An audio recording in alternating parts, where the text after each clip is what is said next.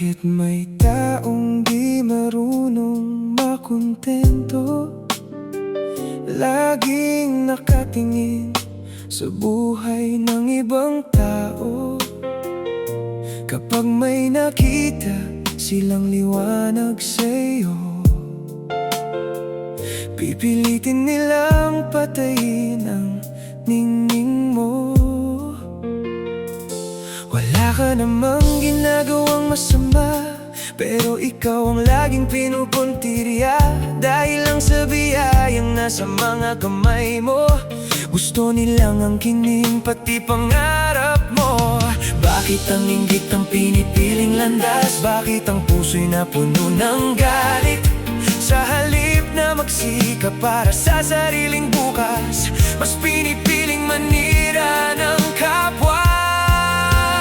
Di mo maangkin ang biyayang para sa iba.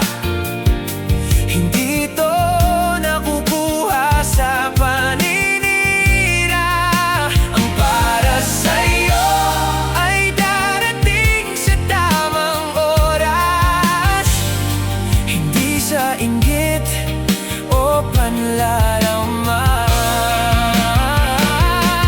Ang liwanag ng iba'y hindi mo kaaway. May biyayang nakalaan sa bawat buhay.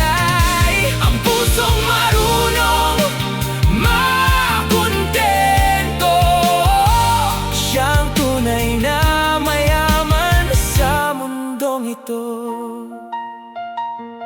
Mapakaibigan, pamilya o katrabaho, kapag nanaigang inggit nagbabago ang tao. Ngiti sa harap, patalim sa likod, hanggang makita kang mahina at mapagod. May biyayang ibinigay na sa iba, ngunit pilit pa rin gustong angkinin nila.